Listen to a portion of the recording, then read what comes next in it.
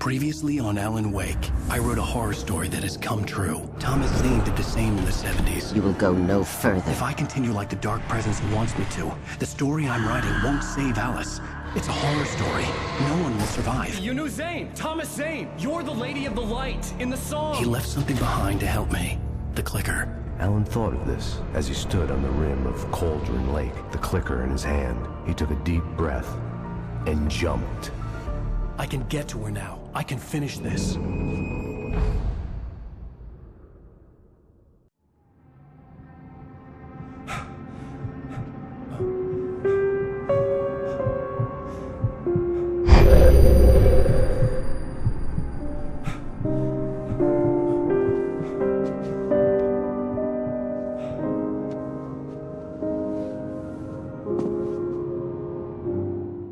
I had a hangover.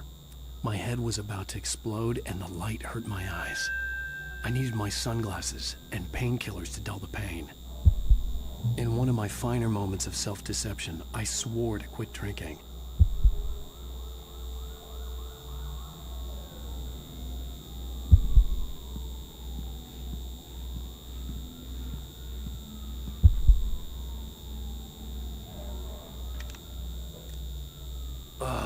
The sunglasses made the world look bearable. Now I could keep my eyes open without feeling like a vampire in the sun. I wasn't sure I'd make it out there without some painkillers.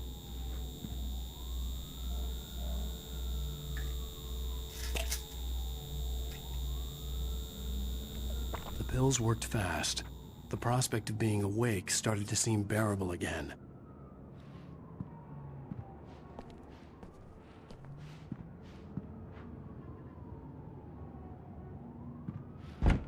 There was a message waiting for me on the machine.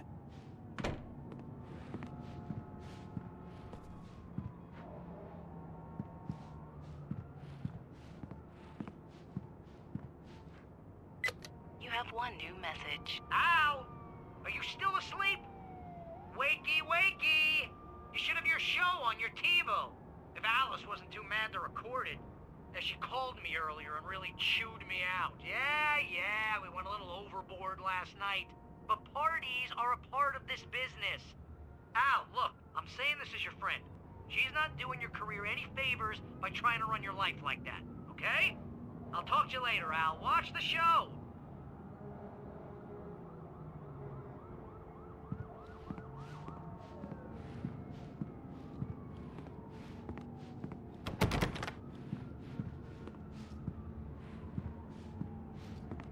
I'd been a guest on the talk show the previous night, talking about my latest book.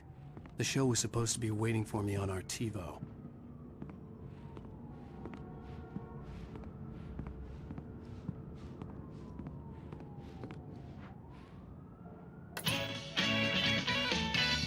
Ladies and gentlemen, welcome back to the Harry Gallant Show. Thank you.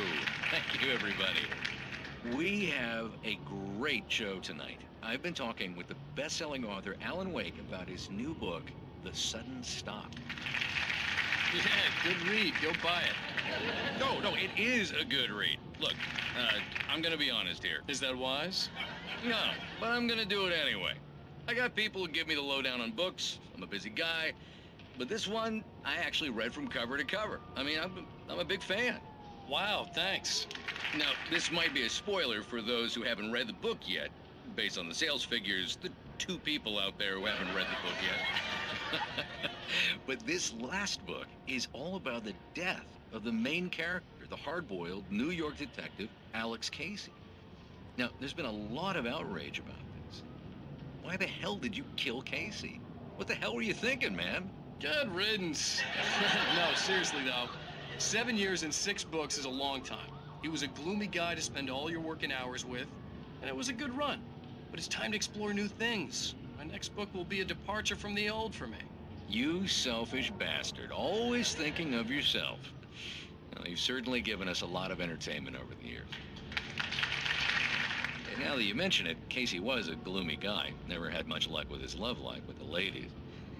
Was that autobiographical in any way? Yeah, no kidding. Casey's lady friends tended to die on him. With Casey, it was all about his pain. No, Nothing autobiographical about that. I'm a happily married man. My wife is my muse. Well, congratulations. That's great to hear. So, how's the publicity tour been treating you? Good. Great. But I gotta say, I'm glad to be back home in New York. Well, you've certainly been on the news a lot lately. Lots of parties and, you got into a fight with some paparazzi. Oh, man. Well, that guy was really in my face. I lost my temper. I know that wasn't cool. You are famous for that temper. Well, I did also write several books. Well, your latest novel is called The Sudden Stop, and it's in bookstores now. Go get it. That means the two of you out there who haven't bought it yet. Ladies and gentlemen, that's all we have for you tonight. I want to thank all our guests for the evening. Alan Wake, Sam Lake. Once more, do the face for a Sam. There we go. And our musical guests, Poets of the Fall. Thank you, and good night. At least I'd been funny. I told myself I could live with that. Hey, honey. Did you watch the show? I didn't say anything stupid, if that's what you want to know. Okay, Grumpy. You want to ask them something? Are you going to start with me about drinking now? You know what? Go back to sleep, Alan.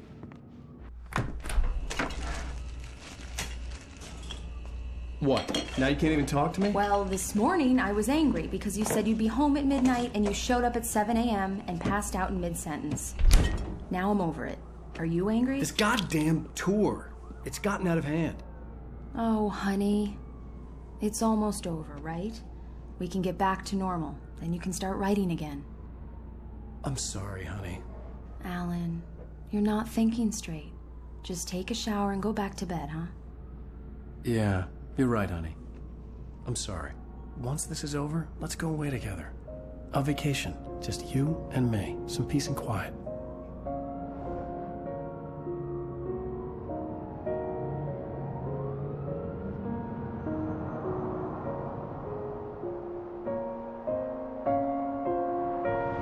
Somehow, the clicker was the key to the cabin. I had to return to Cauldron Lake to save Alice.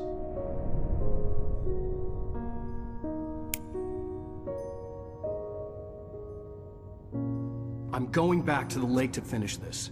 I'm going to write an ending to the story in the manuscript on my own terms, to make it all right. Why can't you just write it here? The last page is still in the typewriter. I need to read it first. Everything needs to be just right. Zane tried to cut some corners, and it didn't end well. Okay, ready when you are. I'm sorry, Sarah, but I need to do this alone. Barry, take her gun.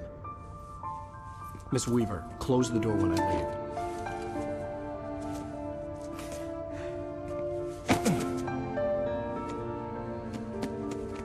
Good luck, Al. See you later.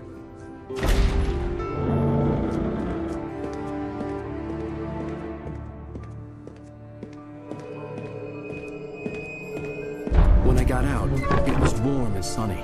I'd flicked the switch of the clicker. Had it done this? I didn't stop to question it. I had to take advantage of the sunlight to get to the lake. On Zane's page, I'd stood on the rim of Cauldron Lake, about to use the clicker. That's where I was headed.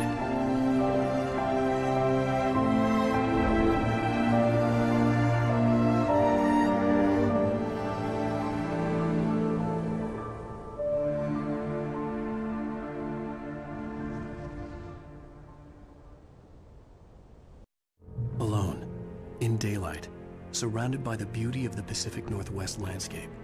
It was hard not to let doubt creep in one last time. I could still chalk everything up to a dream, a delusion. I had enough imagination to make up something like this, having been in the cabin all this time, trapped in a story inside my head, gone mad from grief over Alice's death like Hartman had claimed. There would be no way of knowing. I told myself it didn't really matter. My course was set.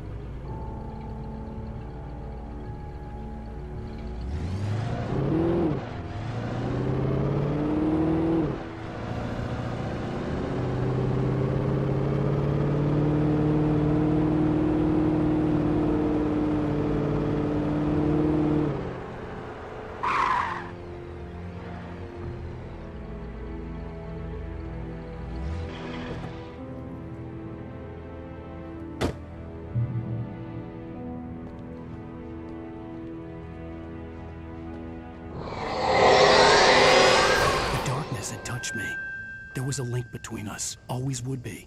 I could feel its presence again, getting closer.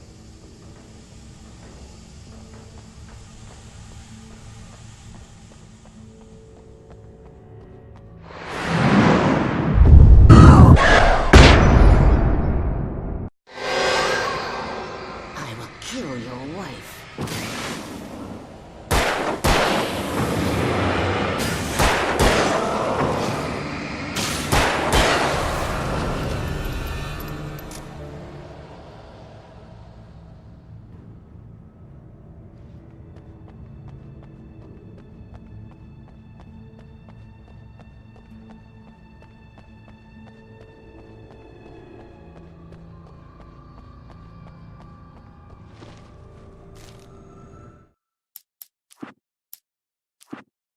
The dark presence was no longer trying to capture the writer so he could create the ending it wanted.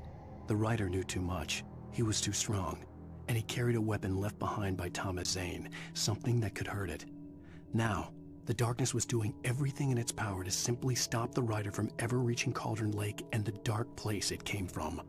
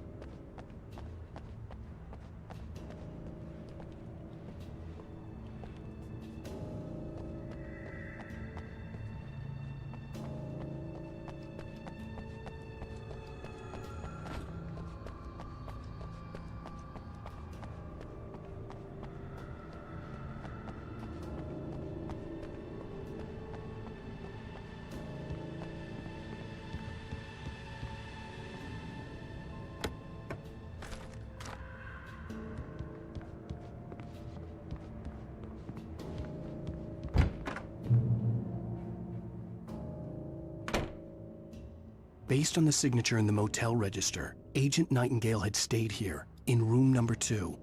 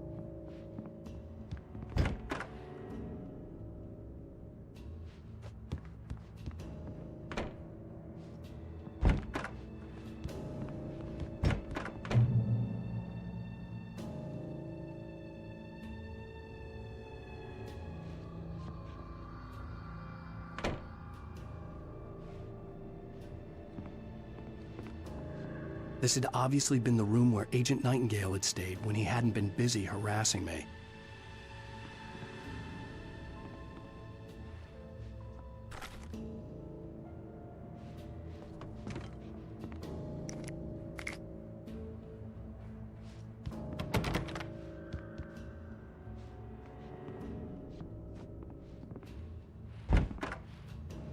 of yourself and your co-workers! Could have fooled me, pal.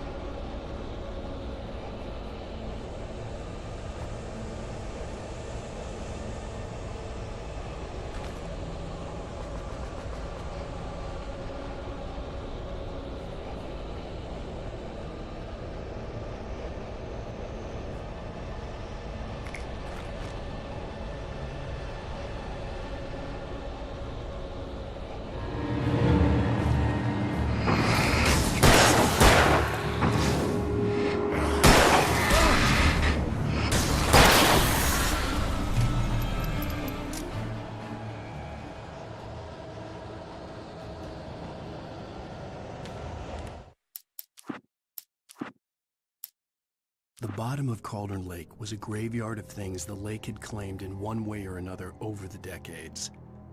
The dark presence brought them up in its wake, scattering the rotten waterlogged hull of an old boat here, the remains of a long-ago crashed airplane there, trees shattered under the impacts. The earth groaned. It didn't even notice.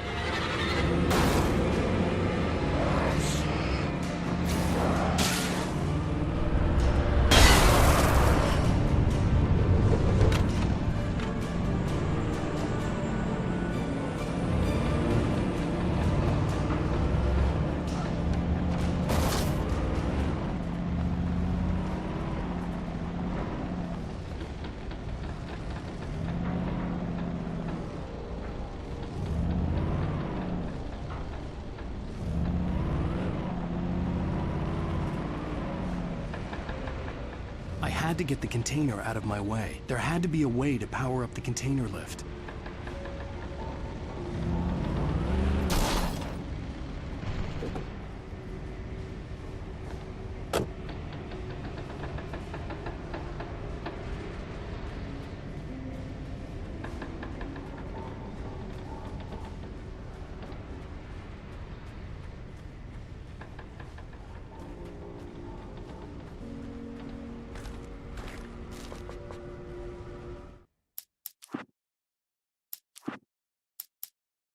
Zane cut its heart out, but it didn't die. The thing that wore Barbara's face kept crooning sweet nothings sugar-laced with poison. He put on the suit, untied the monster from the chair. The thing in his arms thrashed weakly, but he held fast. He stepped outside, off the pier, and into the dark water, a sinking pinprick of light descending toward a bottom that never came.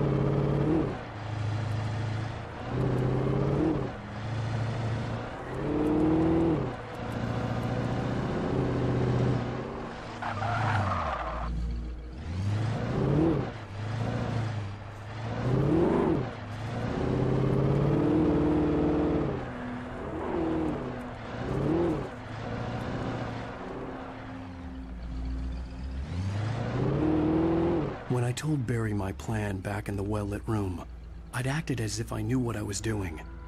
I didn't. I was operating on the shifting logic of a dream.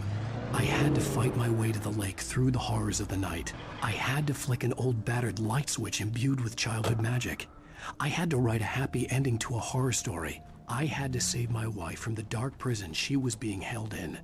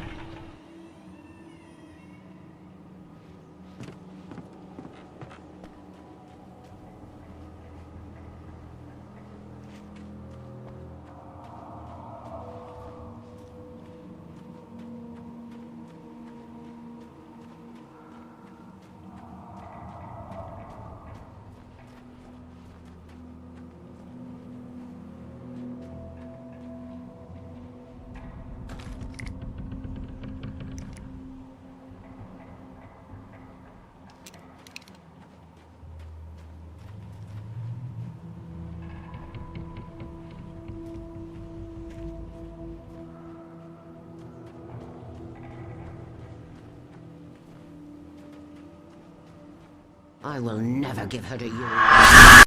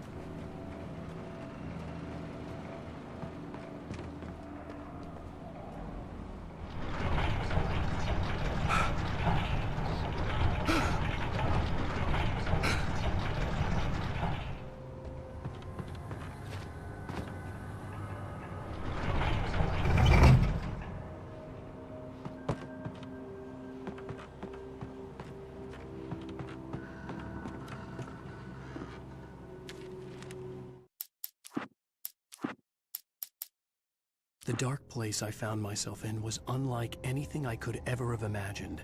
It wasn't solid. It flowed. It was conceptual and subjective. For someone else, an artist in another field, it would have been very different. I could sense the story of the manuscript all around me, the words and ideas floating in the air, poised to become real.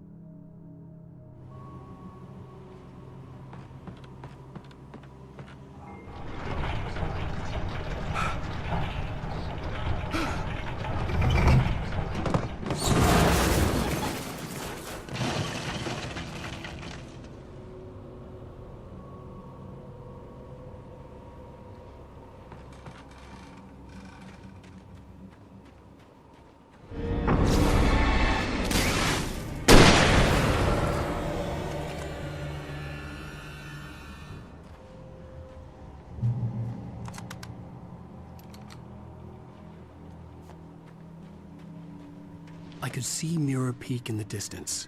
That's where Cauldron Lake was.